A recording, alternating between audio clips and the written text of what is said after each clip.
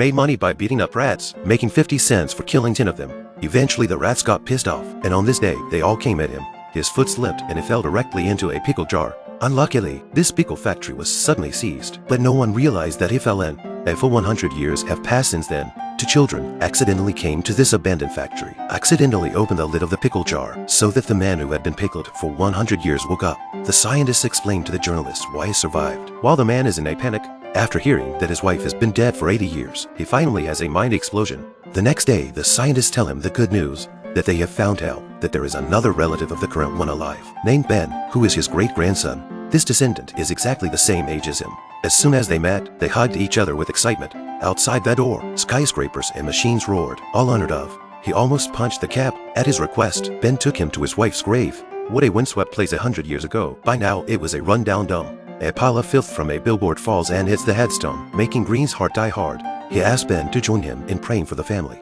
He happens to come across some guys coming over to update the ads, and Green tells the other guy to remove the crappy billboards and says, "You're in over your head, aren't you?" He swung around and knocked the other guy down. The grandchildren were taken to the police station as a result. Ben spent all his savings to pay the bail. When he went home, he criticized his ancestor and said that it didn't know what he was doing. Green got angry and said, "You ungrateful grandson, you were still in outer space when I was born." After saying that, he turned around and left. It's a big city. There is no piece of it exclusively, but it has the strong-willed quality of mankind 100 years ago. Soon, it became the American street scene. He accidentally fell into a pickle jar back then and was pickled for a full 100 years before he woke up. This is the world 100 years later.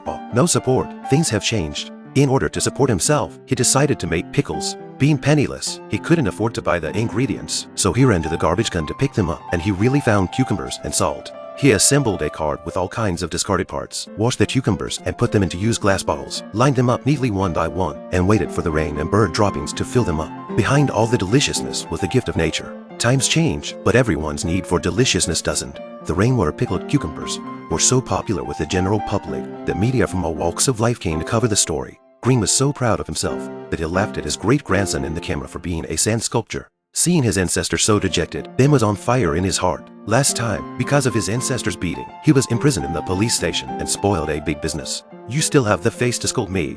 He turned around and reported the pickle to the health department. The law enforcement officers soon found him and told him to stop his business immediately and also fine him $20,000. The masses who got the news all came to fend him off, leaving simple Green dumbfounded.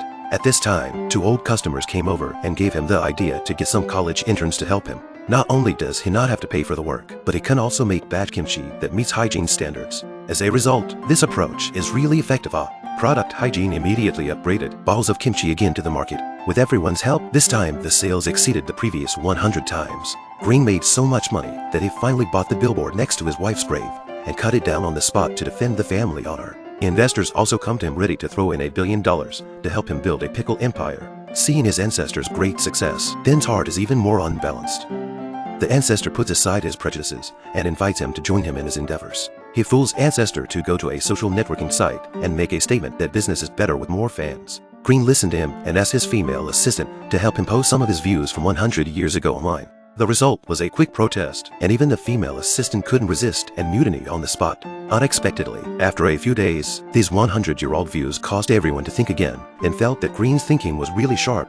He was soon invited to a nationally televised debate. Great-grandson Ben, in one fell swoop, disguised himself and asked a trap question down there for his ancestor to answer. Turns out Green really screwed up and sparked a social outcry when his views went completely against the mainstream. The state deports him outright. Green escapes to Ben's house to ask for help sneaking into Canada, and Ben agrees. They grope their way across the border. On the way, a guilt-ridden Ben confesses his mistake to Green.